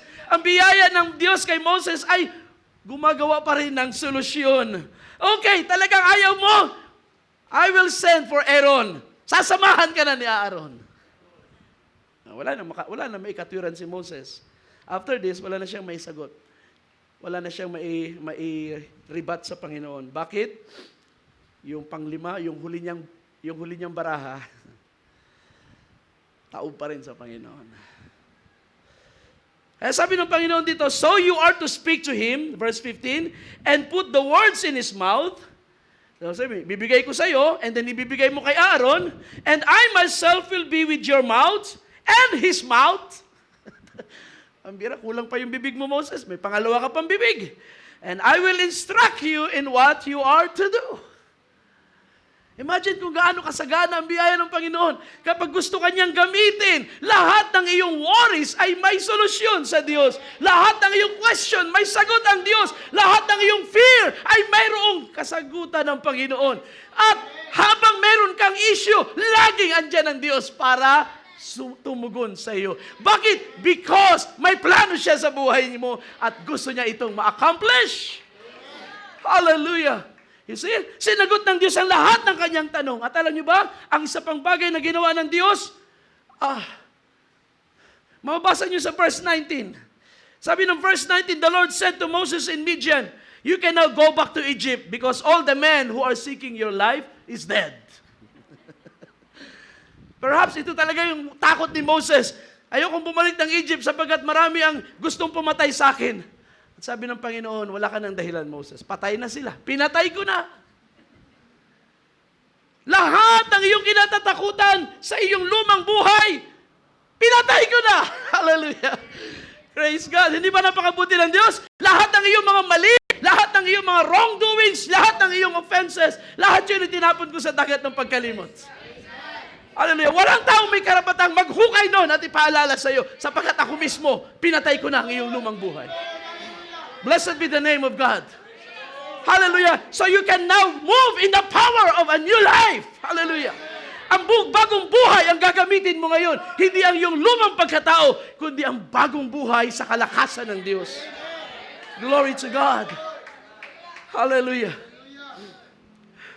At kung hindi pa yan sapat, may pangatlo pang bagay na ginawa ang Diyos. Binigyan ng Diyos si Moses ng helpers. Ayun na. You can read that. Sabi ng Exodus 4 verse 18, pumunta siya sa kanyang father-in-law, si Jethro, at nagpaalam siya, let me go. At sabi ni Jethro, go in peace. Sa part na ito ay gusto ko makita ninyo ang isang napakagandang provision ng Diyos kay Moses. God gave him helpers. Una, ang kanyang biyena na si Jethro, na ang pinakamagandang suporta sa kanya ay yung pinakawalan siya. Of course, meron siyang responsibility sa bahay ni Jethro, sapagkat asawa niya ang pangalan ni Jethro, so yung patriarchal system, kailangan niyang magpasakop sa authority ng head of the family, but his father-in-law willingly let him go. Go! Kung tinawag ka talaga ng Diyos, go! Yan ay isa sa pinakamagandang helper ni Moses. Pangalawa, ay ang kanyang asawa. Nung sila'y nag-pack up na at nagbitbit na at sumama si Zipporah, dinala nila ang mga anak, pero isang gabi, sabi ng verse 24, gustong patay ng Diyos si Moses. I don't know kung ito ay related doon sa panglimang argument, pero sa part na ito, gustong patayin ng Diyos si Moses. At alam niyo ba kung bakit? Na found out ni Zipporah, merong isang bagay na hindi ginagawa si Moses sa kanyang mga anak. Hindi pa niya natutuli yung dalawa niyang anak. And circumcision is a covenant sign, di ba? sa family ni Abraham, ni Isaac, ni Jacob, at ngayon sa mga Israelites, under that covenant, kailangan sila circumcise. Siya ay circumcised. I believe, bagamat hindi binanggit, but siya ay circumcised sapagkat siya ay lumaki sa bahay ng kanyang ina, nag-nurse sa kanya, at siya ay nakaharap sa presence ng Diyos. But this time, ang kanyang dalawang anak ay papasok sa kampo ng Panginoon at hindi patuli. Pero anong ginawa ni Zipporah? Siya na ang nagtuli. So yun ang pangalawang helper ni Moses, ang kanyang asawa na very supportive. At ang pangatlo ay si Aaron. Pagdating sa baba ng chapter 4, nagkita sila ni Aaron. O, sinabi na ng Panginoon sa panglimang argument na si Aaron ay darating, pero maganda rin mabasa ninyo sa bandang baba ang conversation nilang magkapatid, sapagkat doon ay nakita ni Moses ang suporta ng kanyang kapatid. Tutulungan siyang humarap kay Pharaoh. Kaya masarap ang ministry. Of course, unang-una kasama mo ang Diyos. But then, kapag tayo nangangailangan ng companion, God provides. May mga servants of God na hindi kailangan ng companion like wife. Si Pablo, hindi na siguro kailangan ng wife. Kaya sabi niya, dapat sa inyo mga lalaki, katulad ko eh. But some of us, kailangan natin ng companion. Kailangan natin ng maiiyakan kapag tayo ay depressed dahil sa bigat ng problema sa ministry. Kailangan natin ng mga susuporta sa atin, mag-encourage sa atin, at mag-finance ng ating mga lakad. At alam niyo si Jesus ay maraming mga disciples, at ang kanyang mga disciples ay tinawag niyang kaibigan. John chapter 15, sabi niya, mula ngayon, hindi ko na kayo tatawaging servants. I call you friends. At sabi niya sa kanyang mga disciples sa John, I think John 13 yun, sabi niya, from until today, sabi niya, hanggang ngayon, kayo, sabi niya sa kanyang disciples, kayo ang sumama sa akin hanggang sa dulo ng aking ministry. Maraming umiwan sa akin, maraming tumalikod, maraming hindi naniwala, pero sinamahan ninyo ko hanggang sa dulo. In-appreciate niya ang kanyang mga naging kaibigan sa ministry. Si Pablo ay marami naging kaibigan sa ministry. Romans chapter 16 ay binanggit niya yung mga tao na nagkaroon ng bahagi sa kanyang buhay, nakasama niya sa ministry, sa mga dulo ng kanyang mga epistles, binabanggit niya ang kanyang mga naging katuwang sa ministry. And that is natural. Sapagkat kung si Pablo man ay walang pamilya, binigyan naman siya ng Diyos ng maraming kasama sa ministry na naging very supportive sa kanyang gawain. At kay Moses, ginawa yun ng Diyos. At naniniwala ko yung kaya ng Diyos yung gawin sa buhay natin. Now, wag nating isipin na kung wala kayong katuwang o kaibigan sa ministry, hindi kayo tinawag ng Diyos. And sometimes, mas kailangan ng Diyos, mas gusto ng Diyos sa tayo ay maging mag-isa. And sometimes, sa mga servants of God ay alone, like Elijah. Si Elijah, sino bang kaibigan ni Elias? Uwak siguro, kaibigan ni Elias. Sapagkat yun yung dumamay sa kanya sa sa panahon ng kanyang depression. Mga uwak, mga ibon sa parang. Naging loner ang ilang mga servants of God. Even si John ay loner. He stayed in the wilderness. But nevertheless, ang karamihan sa mga servants of God ay binibigyan ng Diyos ng katuwang sa ministry because bagamat hindi nakasalalay sa mga taong ito ang calling, but they can help greatly para ma-accomplish ang gawa. Kaya nang si Moses ay pumunta ng Egypt, at yan yung makikita natin next time, malaki ang role ni Aaron. Sa panahon na si Moses ay nasa bundok ng Sinai, malaki ang role ni Aaron. Malaki ang role ng mga taong nakasama ni Moses sa paligid. Sa panahon na si Moses ay hirap na hirap mag-advise, malaki ang naging role ni Jethro na kanyang biyenan. So because of these people, ay nabawasan ang burden ng servant of God sa kanyang ministry. And so let's thank those people na pinadala ng Panginoon sa ating mga buhay. Aren't you glad, mga kapatid? Yung mga may asawa dito, thankful ba kayo sa inyong mga asawa? Alright. Huwag na kayo maghintay ng Mother's Day, ha? Mamaya, magpadala na kayo agad ng thank you note. Love you, Han. Salamat sa iyong pagsuporta. Sa mga anak ninyo, Minsan ang anak ay problema natin. Sabi natin pa, problema ko talaga itong mga anak ko, matitigas ang ulo. Well, gawin mo lang ang trabaho mo. Alagaan mo sila, i-guide mo sila sa salita ng Diyos, pasawayin mo kung kailangan, bantayan mo kung kailangan, samahan mo kung kailangan para hindi madaya at maligaw sa labas. At kapag nagawa mo ang iyong trabaho, aanihin mo yung reward niyan. Kapag ikaw naman na ang pagod na at mahirap na at mahina na, then you have your... Kaya nga sabi ni sino ba yun? Si David sa Psalm 127 o 128. Sabi niya, ang blessing ng Diyos, mga anak, sabi niya, children are a heritage from the Lord. Heritage. Ano bang ibig sabihin ng heritage? Isang bagay na minana mo sa Panginoon. And children are His reward. Amen. Kaya minsan tinatanong ko ang mga mananampalataya, nasaan ang inyong mga anak? Bakit hindi sila nakakasama sa paglilingkod sa Diyos? Because that is what is supposed to happen. Binigyan ka ng Diyos ng anak, i-guide mo sila, at in-nurture mo sila sa salita ng Diyos. Kung nasaan ka, ay doon sila, at mag-guide mo sila, at hindi mo sila basta, mga anak, sige, pumili kayo. Kung gusto nyo maging Muslim, bahala kayo. Kung gusto nyo, ayaw nyo maglingkod sa Panginoon, gusto nyo maging Buddhist or maging atheist, suportahan ko kayo, anak. Sige, go on. Hindi ganun ang magulang. Kung nasaan ka at nakikita mong tamang iyong tinatayuan, dalhin mo sila, ingatan mo sila, huwag mo silang hayaang malayo sa pananampalatayang iyong nilalakaran. Kung yan ay kayang gawin ng ibang mga relihiyon, mas lalo na tayo na naniniwala na ang katotohanan ay nasa atin. Huwag natin silang ibigay sa dyablo. Huwag natin silang ibigay sa mga kaaway at sa mga barkada. Huwag natin hayaan ang mga tao sa labas ang mag-shape ng kanilang mind. Meron kang salita ng Diyos.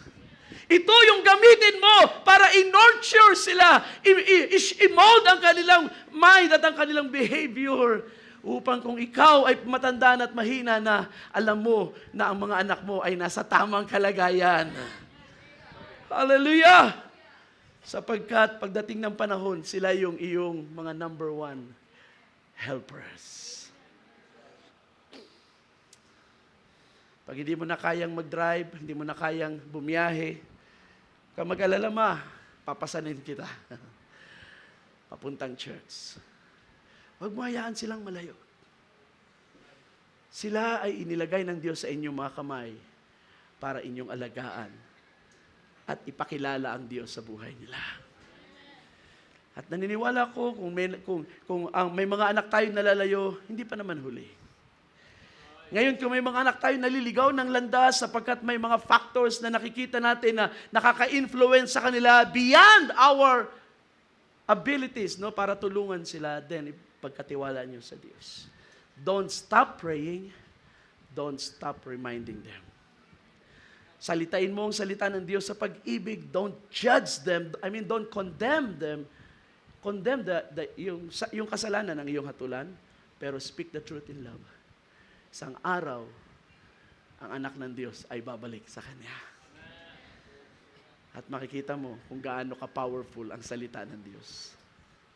Sasabihin mo, ano bang salita ang nagamit ko? Hindi ko alam. Yes, hindi mo alam. Sapagkat ang Diyos ang naglagay ng Kanyang salita.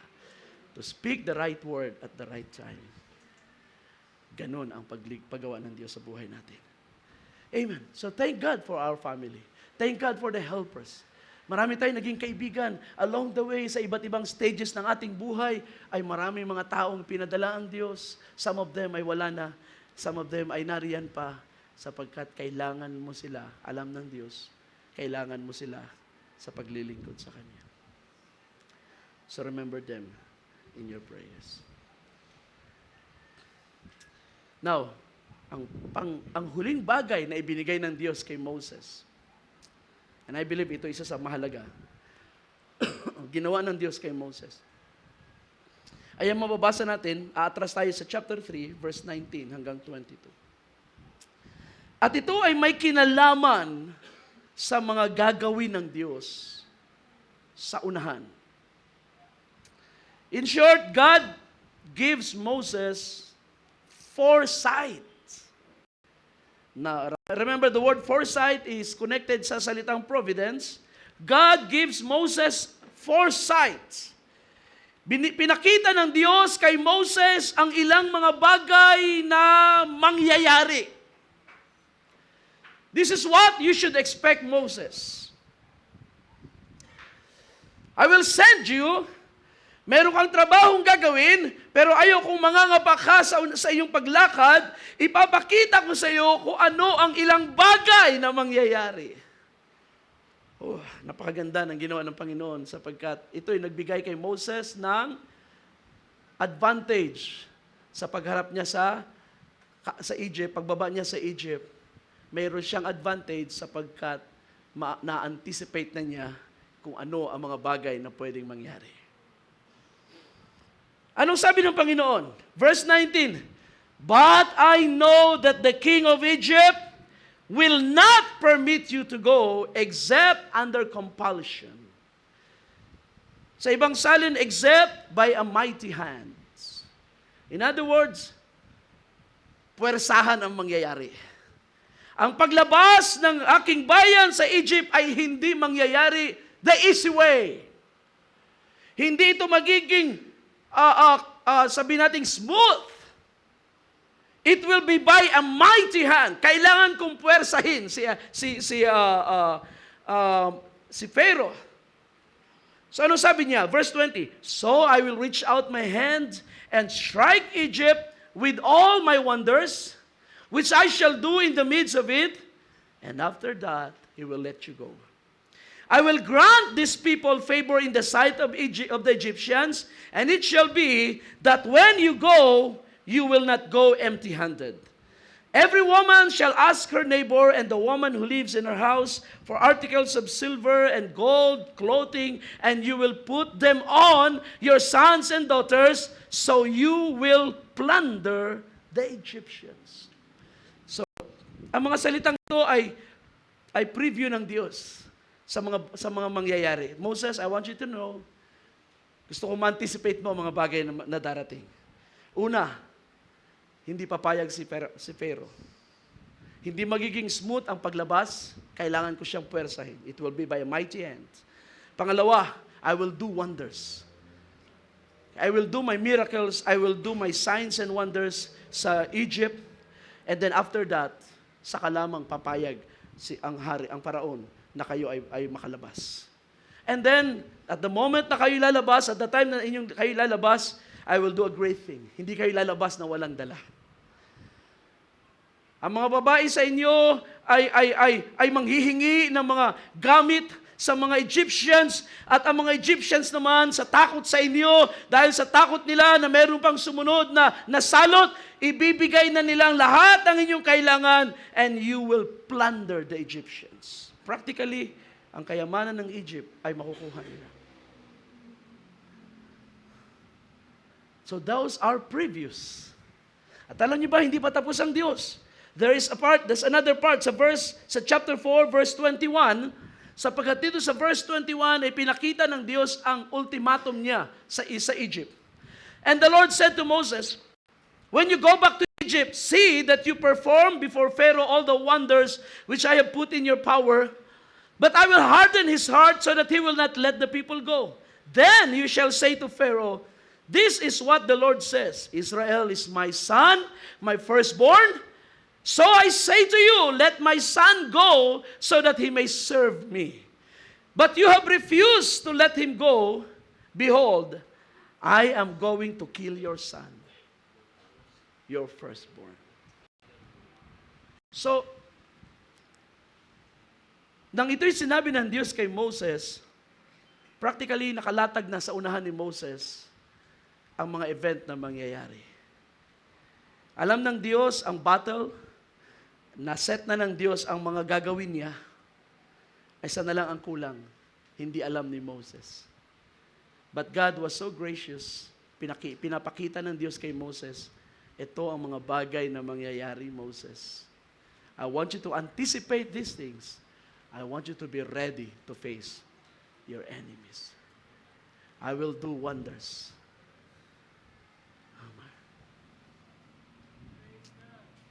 What does that mean, mga kapatid? Noon hanggang ngayon, God does the same thing. Ang kanyang mga sinusugo ay hindi lumalakad na nangangapa. Ang kanyang mga servants ay hindi lumalakad na walang alam sa mga bagay na mangyayari. Kung ang servant of God ay nagtatanong, kung ang servant of God ay nakikipag-usap sa Diyos na sumugo sa kanila at tumatawag sa kanila at gumagamit sa kanila, ang Diyos na ito ay nagpapakita sa kanyang mga lingkod ng mga bagay na gagawin niya. That's our God. Hindi natin kailangan mga pa at lumakad na walang alam. All we need is to ask God. Katulad nung Wednesday na sinabi ko sa inyo, kung tayo ay kulang sa kaalaman, sa kalooban ng Diyos, we can ask God, Lord, anong gusto mong gawin ko? Ano ang kalooban mo sa buhay ko? Sa ganitong mga area ng buhay ko. In the same way, ay pwede nating tanungin ng Panginoon, and God can show us what happens. Kung tayo ay lalakad sa kanyang kalooban at gagawin ang kanyang ipinagagawa, ay makikita na natin kung ano ang magiging outcome na o resulta ng ating gagawin. And it is not in our hands, mga kapatid. Ito ay nasa kamay ng Diyos. Nasa kamay ng Diyos sapagkat tayo, hindi naman tayo ang gumagawa. Tayo ay, tandaan natin, this is the work of God. Tayo ay tumutulong lamang sa Diyos. Tayo ay mga instrumento ng Diyos, but the work belongs to God. You see, naniniwala ko na kapag ang tao ay persistent sa paglakad sa kalooban ng Diyos, the result will be consistent din naman. Magiging consistent din. Si Jesus ang nagsabi, ask, and it shall be given. Seek, and you will find. Knock, and it will be open to you. You see? So it's a pattern. At yan ay totoo. At yan ay pinakita ng Panginoon upang tayo ay ma-encourage na manalangin sa Diyos. Makipag-usap sa Diyos. Kung merong tanong, itanong sa Diyos. Sapagkat sasagot ang Diyos. Kung meron tayong kailangan, ang Diyos ay tutugon. Kung meron tayong hinahanap, mayroong ipapakita ang Diyos sa atin. You see, kung ito ay consistent sa buhay ng servant of God, then the outcome ay hindi malabo, mga kapatid. There is victory, there is assurance na ang Diyos ay hindi magkukulang sa kanyang mga pangako. You see? Kaya maaaring hindi sabihin ng Diyos in the same way na ginawa niya kay Moses, but reading the word, praying and meditating, ay i-impress ng Panginoon sa inyo ano ang magiging outcome if you are continuous and consistent sa ganitong pattern ng paglilingkod sa Kanya. Of course. Huwag kayong magsawang manalangin sa inyong mga anak. Patungan ng kamay habang maliliit pa, natutulog sila, at meron kayo nakikita mga evil spirit na nag-i-influence sa kanila. I-lay hands ninyo. Idulog ninyo habang sila ay mahimbing. Lumuhod kayo sa Panginoon at manalangin. Maging consistent kayo at huwag magsawa. Sabi ni Jesus, huwag manalangin kayo at huwag kayong magsawang manalangin. Hallelujah. And you will see the wonders of God. Oh my. Hallelujah. Sapagat ang ating Diyos ay buhay na Diyos. We all say He is a living God. He is with us. Amen. Glory to God. So napakaganda, mga kapatid, na ipinakita ng Diyos kay Moses ang mga bagay na mangyayari sa unahan. Even kay Jesus ay pinakita ng Diyos, ng Ama, ang mga bagay na mangyayari sa unahan. Even si Pablo ay pinakita ng Diyos ang ilang bagay na mangyayari sa unahan ng buhay ni Pablo. And he was ready. Sabi niya, I am ready. Sabi niya, hanggang sa makulong at mamatay para kay Kristo. Even kay Brother Branham ay pinapakita ng Diyos ang mga bagay na mangyayari kapag siya ay susunod sa mga instructions ng Panginoon. So, I believe it's the same thing sa ating buhay. It's the same thing. At maniwala kayo, God can speak in so many ways. Ngayon, nangungusap ang Diyos sa inyo. At kung ang mga salita ng Diyos ay inyong na-capture ngayon, pag-uwi ninyo, manalangin kayo, kausapin niyo muli ang Diyos sa mga bagay na narinig niyo. Alam niyo, ganito ang dapat ginagawa ng mga Kristiyano. Lord, I heard your word this morning. Gusto kong sundin ang iyong kalooban. Gusto kong malalong malinawan sa bagay na yun. Gusto kong makita ang paggawa mo sa mga narinig ko kaninang umaga. You talk back to God, kausapin mo ang Diyos, and then hingiin mo kung paano niya ito gagawin sa iyong buhay. Kapag ganyan ang ating pattern sa pananampalataya, ang Diyos na buhay ay mangungusap muli. Nangusap na siya sa pulpit, muli pwede siyang mangusap ulit sa iyo, maybe in the form of dream, or maybe in a form of vision, or maybe muli niyang bubuksan ang salita at ipapakitang muli sa iyo ang karagdagang confirmation, because that is our God. You know, di ba, nalala niyo si Gideon? Si Gideon nga, ang kanyang mga signs ay talagang, Panginoon, kung talagang tinawag mo ko, give me a sign. Itong balat na ito, gusto ko sa umaga, basa ang lupa, tuyo yung balat. So kinaumagahan, walang napigang tubig. Di pa siya masaya, Lord, next morning, Lord, gusto ko tuyo ang lupa, pero ang balat na ito ay basa. So the next morning, basang-basa yung balat, napiga niya, ang daming tubig. It's like because God wants to use the man. Kapag tayo sincere at humihingi ng assurance sa Diyos, He gives that to us. You want assurance from the Word? Ibibigay niya sa iyo. You want assurance sa anumang paraan? God will speak to your heart because He wants to use you. Because tinawag ka niya para sa bagay na ito. Kaya mga kapatid, i-apply natin ang mga salita ng Diyos sa buhay nating lahat. Huwag natin itong i-confine lamang sa mga preacher, sa mga servants of God na nagmi-minister sa likod ng pulpit. Ito'y para sa ating lahat. Tinatanggap niyo ba ang salita ng Diyos, mga kapatid? God understands our fears and worries more than we can ever understand. Minsan ang ating mga worries ay hindi natin din kayang maintindihan to the point na nangyayari yung mga stress na yan, yung mga paranoia na yan. You know, sometimes tayo hindi na nakakatulog sapagkat we are so overcome by our fears. God knows them all. God knows them all. Kaya nga simple lang ang sagot, ang solusyon. Hindi ka kailangan, hindi ang pananampalataya natin ay hindi imagination na ngumiti ka lang para maramdaman mong masaya ka at sasaya ka na. Sabi nga sa sanlibutan, if you look good, you will feel good. You know, sa natural na buhay, maaaring yan ay may bisa. Para masaya, maganda ang pakaramdam mo sa opisina, magbihis ka ng maayos pagpasok. Pag sinabi ng mga tao, gwapo mo nga yan ganda ng bihis mo. Feel good. Sarap magtrabaho. Maaaring sa laman na effective yan, but sa ministry, no. Ang ating confidence ay sa Diyos lang nagmumula. And ito'y hindi imagination, hindi ito mind-bending, mga kapatid. That is why ang advice ng salita ng Diyos, ang lahat ng iyong worries, lahat ng iyong anxiety, bring it all to God. Ibigay mo lahat sa Diyos. Naalalaman niya at gusto niyang ilagak mo sa Kanyang lahat ang iyong mga worries and anxieties. At anong sabi ni Paul? And the God of peace will guard your heart. Amen. So hindi ito nakasalalay sa magandang bihis, sa maayos na gupit, maayos na mukha. Ito'y nakasalalay sa Diyos na nagbabantay ng buhay mo. You can feel good because God is watching over you. You can feel good and work good because you know God is with you. Hallelujah.